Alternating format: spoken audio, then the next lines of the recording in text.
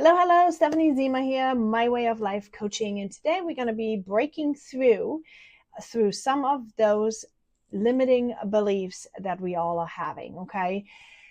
If you're new to me, I am helping online entrepreneurs, network marketers, social sellers, call it whatever you want, even if you're a real estate agent, any of those things that you're building business online, I am helping those to get off the emotional roller coaster through mindset training and paradigm identification and onto a solid foundation that you can actually build a business the way how you want to, right? Because let's get real, if we are having limiting beliefs, if we are having fears, if we are having doubts, if we are not able to control our emotions, we are not going to be able to take the action that we will need to even get into business. And that is exactly what I help people with through my mentorship program, Walk It Free, where we heal, connect, and level up. We heal emotional wounds. We are connecting with our authenticity and our audience. We are developing a brand, and then we are taking the action through skills and yes, all the things. So today we're going to talk about breaking through limiting beliefs. So if you are building an online business, I am sure that you have dealt with various different beliefs. We have dealt with fear of rejection. You have dealt with imposter syndrome. You have dealt with a negative money mindset. You have dealt with the fear of being pushy, with a lack of confidence, with scarcity mentality, like there's no people, right? You've had thoughts like this. You've been having fears of failure. You've been having doubts about leadership, maybe. You had thoughts about a lack of time, and you had fear of maybe outgrowing relationships. And today we're going to be going through one by one. So make sure you grab a pen and paper and you take some notes and you let me know which ones of those are hitting home with you. I would love to know, whether or not in the comments or you send me a DM. Either way, I would love to know. Okay, so fear of rejection. The belief many people are having is people will judge me for selling something. People will judge me for selling something. Now, when you are selling something, what is the first thing that comes into your mind? You are going to think, I don't want to be a sleazy salesperson, right? But what I want you to know today is that's just a thought. See, you get to control exactly how you want to sell to people, what you want to bring to the table, and how you want to do it. See, we are avoiding outreaching to people and prospects, because we are just afraid to hear the no, and we don't want to feel this yuckiness that comes with the thought that salespeople are sleazy, right? We have a thought about salespeople some way. And if you want to overcome that, what you need to do is you need to take that belief and really think about this for a second. Why do you think a salesperson is sleazy? What exactly makes them sleazy to you? Okay. Why would you not want to be part of that? Like, how would you then want to be sold, right? Because sometimes you buy something and you would like to be sold because you found it maybe valuable. Maybe whatever you bought last, think about the last purchase that you've had that was super, super exciting to you. What was that, and how did that salesperson sell it to you? So when you start identifying the attributes that that salesperson used that made you feel good because you bought it, right? That made you feel good. Those are the qualities that you want to adopt into your own sales strategy, okay? So when you are having the fear of rejection because you don't want to be judged for selling, it's in two folds. A, identify the salesperson approach, like what would you like to bring to the table? Now, how would you want to serve others? And then to reframe the rejection piece, okay? I want you to think that the rejection, if the other person says no to your approach, it is not personal towards you. It's because they believe something about a salesperson. Maybe they believe it's too pushy. But if you have, Okay, and here's what I want you to understand. If you have made this step that you think, how would I like to be sold to? And then you sell that way. You sell exactly the way that you want to be sold to, then the people that are yours, the people that are attracted to you because of your authentic personality, those people will appreciate the approach that you are bringing on. Okay, we don't think that this is what's happening, but when you think about what did you like about the last purchase and how excited were you of having bought this thing that makes you feel so good or that helps you with so much, right? If you adapt the same approach to your salespeople that you are doing, they're probably not going to reject you much because they're going to appreciate all the things that you do for them the same way you appreciated the other salesperson. But secondly, if they are rejecting you, you can just know that that is just okay. It has nothing to do with you personally. It has everything to do with how they are going to perceive it and what they want to believe about a salesperson to be true. Okay, so I hope this was helpful with the fear of rejection and the belief that people will judge you for selling something. Maybe you can reframe it that way. I hope it made sense. Let me know in the comments. Number 2 would be imposter syndrome. Okay, imposter syndrome, we often have this belief, I am not experienced or successful enough to lead others. Okay, and the impact it has on your business, if you have that thought that you are not experienced enough, it has an impact that you will be hesitating. You will not be building a team, and you will then position yourself not as an authority. So therefore, you will not attract anyone that will be wanting to build a business. Okay, that happened to me for a long time, you guys. I knew somehow that I was a good leader, but I didn't show up as a good leader. Okay, and that was because I had this imposter syndrome, thinking that, oh, I don't know. I'm just kind of like, I had adopted this identity of being the stay-at-home mom, that is basically too busy to be leading any kind of team.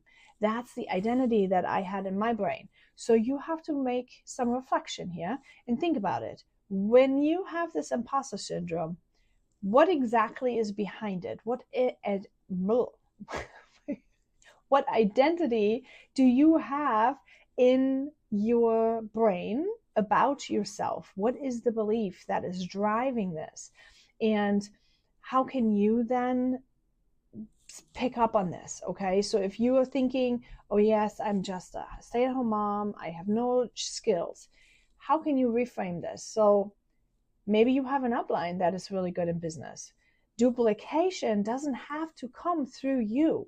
If you're brand new in your business, your duplication can come in forms of three-way chats, or maybe it can come in form of, you're inviting somebody to a Zoom call or a messenger event, or an in-person sip and see that is being hosted by somebody else, by your more experienced team.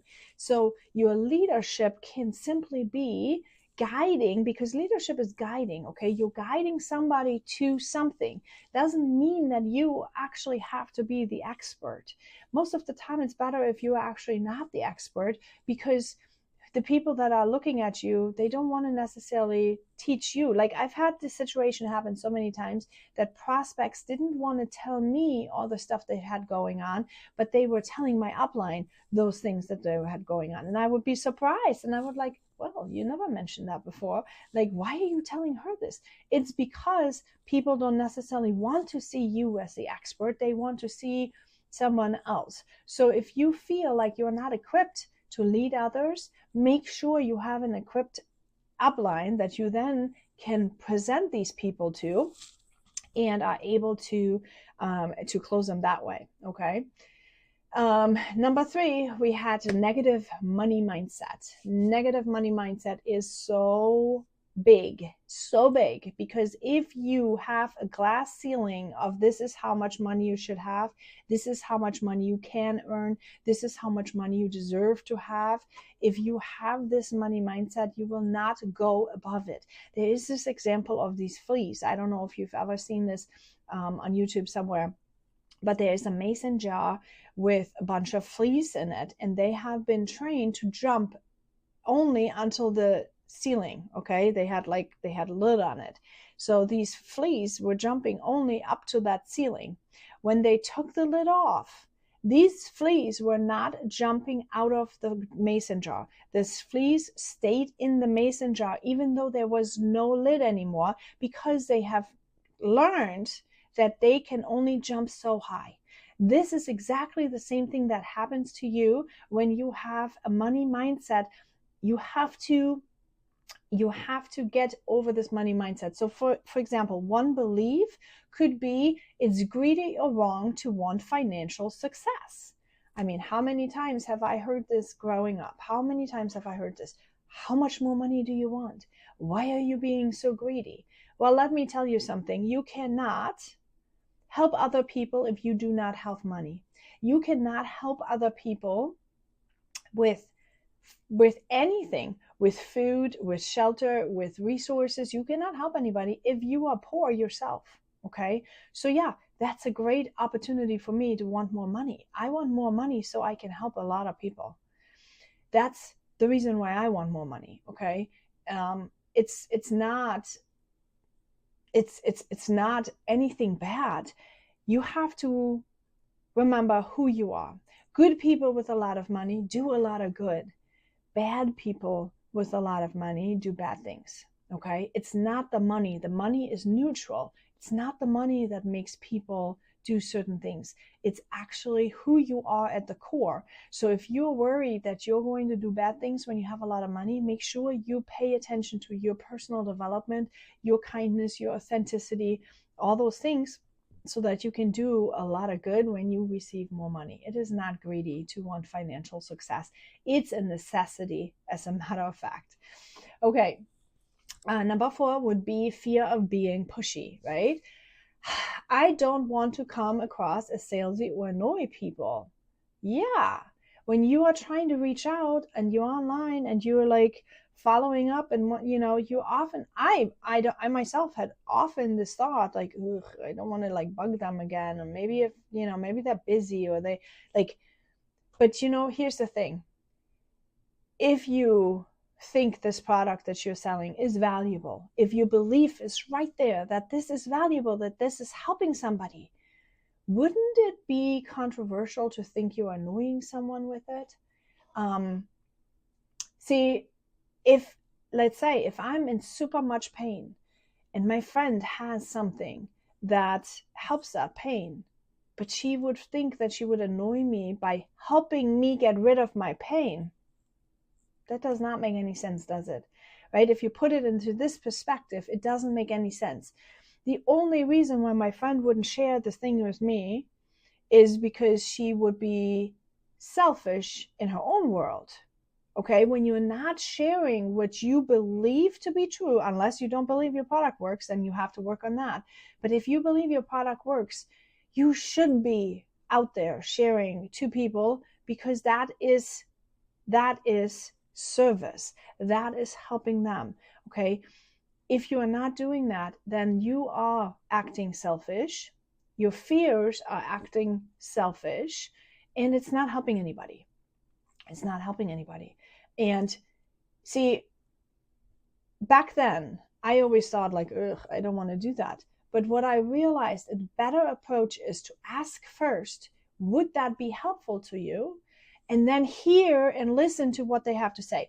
If the solution or the thing that I have is not anything that they can, like, let's say if they don't have pain, then yes, continuously debug them with something.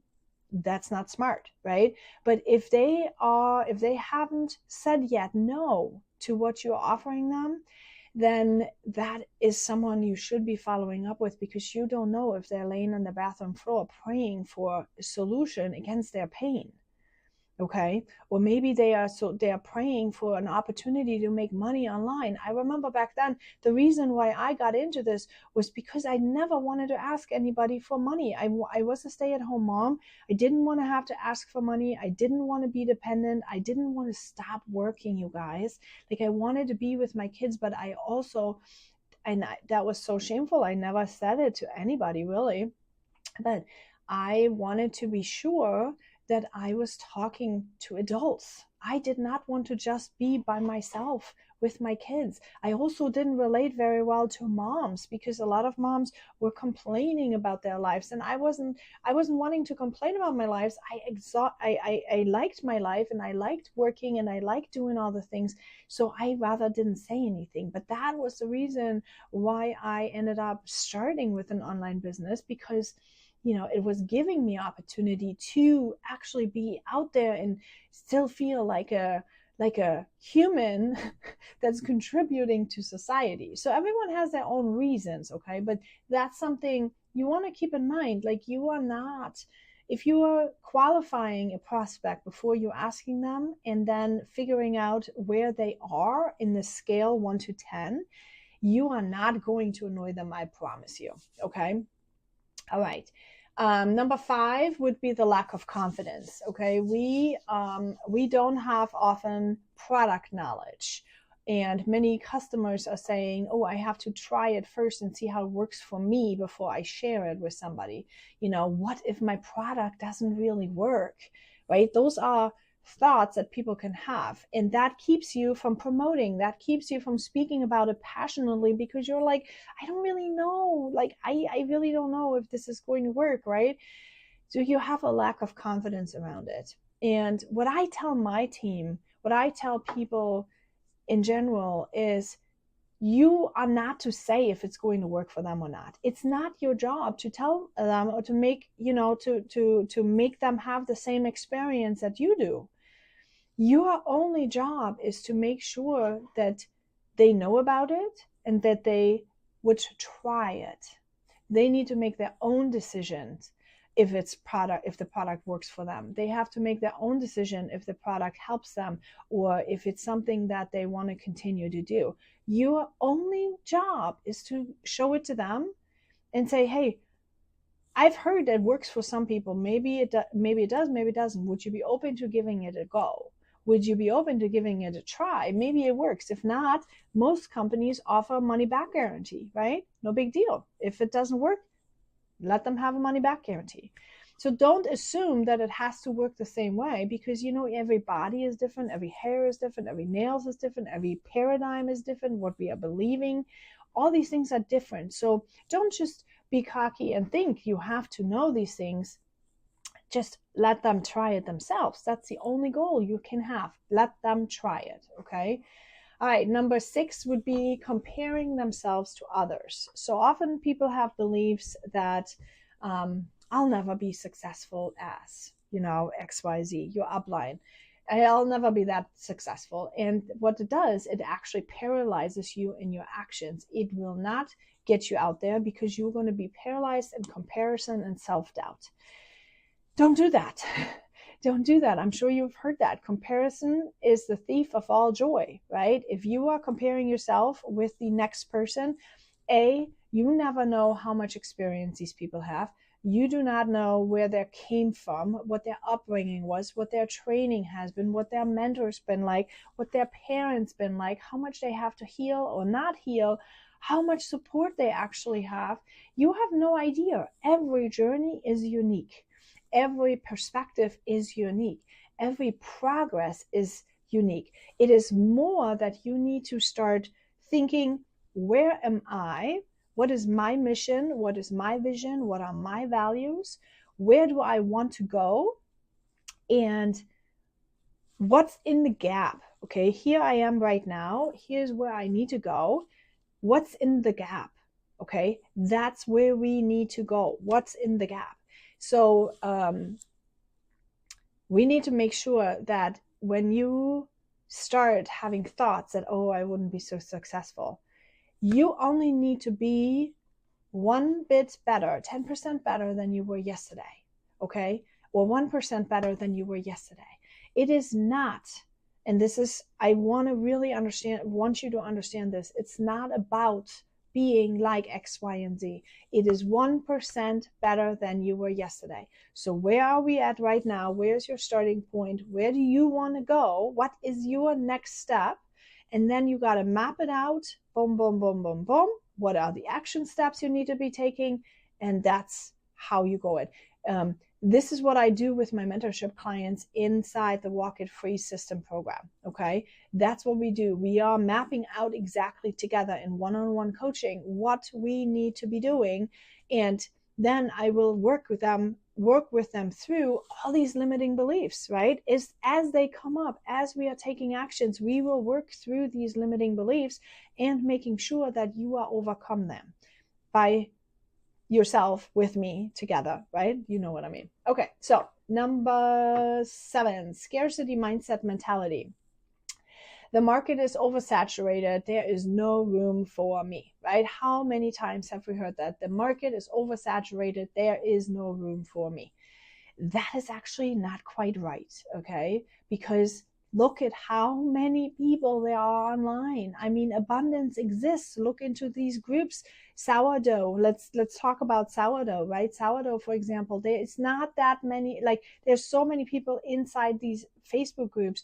You can't even possibly talk to all of them. Like, there's an abundance of people. So if you think that there's no room for you because it's oversaturated, you just have to start branching out and go into the World Wide Web. And if you need skills for that, I'm your girl, by the way. Okay, fear of failure. The limiting belief here would be, I fail, everyone will see it, and I will be so embarrassed. Well, if that's the case, you're probably playing small and you're not taking any risk.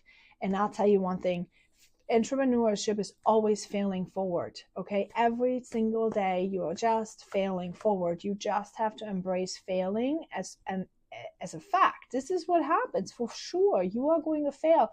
That's it. You have to expect it. You are going to fail, and every failure is going to be a stepping stone. See, my first live video, I was not able to freeze talk. I was not able to have good conversations, good words, and every video I do, I'm not perfect yet either. Every video I'm doing, it's getting better and better and better, and it just comes with repetitions. But if you're never taking the action, you are not going to have enough repetition to actually get better, right? So just keep doing it. Do it messy. It doesn't matter really.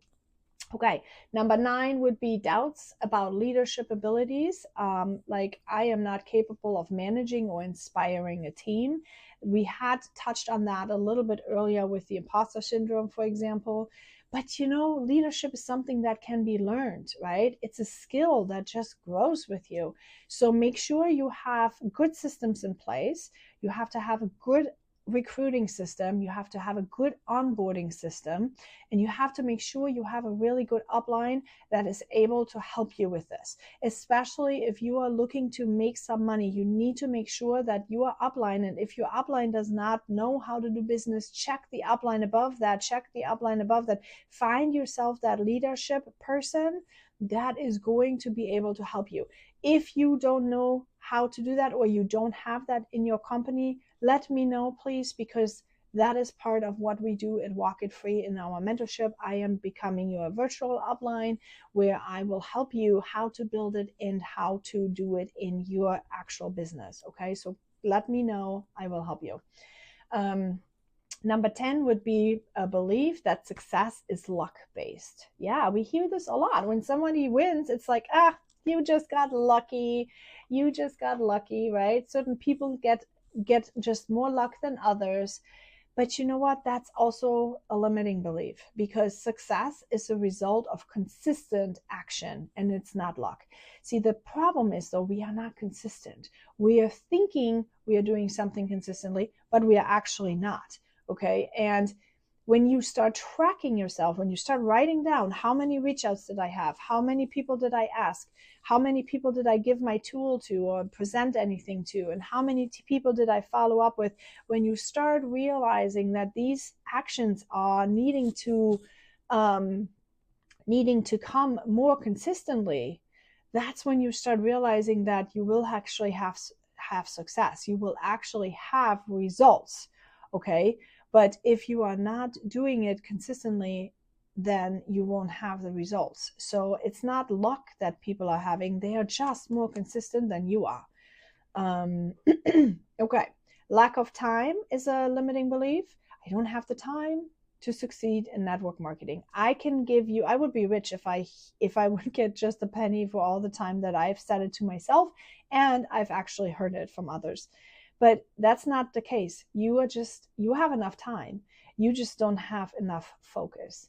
Focus is what's missing. If you were thinking you don't have enough time, you just don't have enough focus and mental energy to dedicate to the specific tasks that you need to have. See, we think reach outs is the only thing we need to do to succeed, but that's not true. You have marketing, you have recruiting, you have prospecting, you have customer service, you have duplication, you have, accounting. You have so many different business buckets that all need to be worked at as a whole in your business. And beginners do not do that. And a lot of uplines do not teach that. So, you burn through your warm market really quickly, but then it stops. Okay, that's it. It stops then. You need to learn the skills of actually building a business and learning your personal development, overcoming your fears and your imposter syndromes and all your comparinitis and all that needs to be healed, okay, and overcome. And you need to develop an identity of a leader that is able and capable to do this, because then you can just get the skills, right? You just get the skills because you can just get the skills, and then boom, you are off to the races and you are going to succeed. So last but not least, the fear of outgrowing relationships. That can be super, super, super, super scary. The belief would be, if I become successful, my friends and family won't relate to me anymore. And that would mean to separate yourself from the masses. That would mean to actually say no and be by yourself and be lonely for a little while, okay? Here is what I want to tell you though. Yes, it's scary to be alone. Yes, it's scary to get into a situation that is the unknown, okay? But the people, like every level has a new devil, they say, but every level also has new supporters, okay? So if you are leveling up, you're going to get, when you look upward, you're going to look and get supporters there above you. And everyone that's better than you will always hold the hand out and support you and say, come on, it's so much better here, right? There was this example that I've just heard at GoPro with Eric Worre, and that fits here specifically. They were giving the example of being in an airplane and you are flying at a 10,000 feet altitude, right? And it's a little bumpy there and it's all like, but you are used to it, right? You kind of know what 10,000 feels like. Well, if you never look up, you don't know that there's somebody flying at 20,000 feet altitude, right? And here's the thing, the people on the 20,000 feet altitude, they are the ones who are going to say, come on up here, fly just a little bit higher, come on up here because it's so much smoother here. There's a new level up here, it's so much smoother and you're going to enjoy it so much better and the sun is going to shine a lot brighter up here. Come on up, okay? If you, however, only keep looking downward to the people that you are having in your family, you are not looking for a mentor that's already up here, you continuously to stay down there, then what happens is you will never see that a level above you, there will be a lot of support. You will only keep being stuck in your brain that you are going to be alone at 10,000 feet altitude, but maybe there's a whole party bus up in 20,000 feet altitude, okay? So that's what I want to tell you today. A mentor, actually, a coach, a mentor will help you accelerate and level up much faster, so that once you are overcoming this awkward fear that you are going to be by yourself and you like this in-between state, that is where things are hard, in this in-between state. Once you get through this in-between state and you understand that there's other people up there and you are going to have a lot more success and support from people at 20,000 feet altitude, you are then going to be able to also reach down to your family and just be with them, because you're not going to get triggered by their limiting beliefs, because you're aware that it's just a limiting belief. okay? You are also not feeling triggered because you're going to be alone, because you're not alone, okay? So you can just be kind and compassionate to everyone that has outgrown you, as long as they are basically leaving you to be that.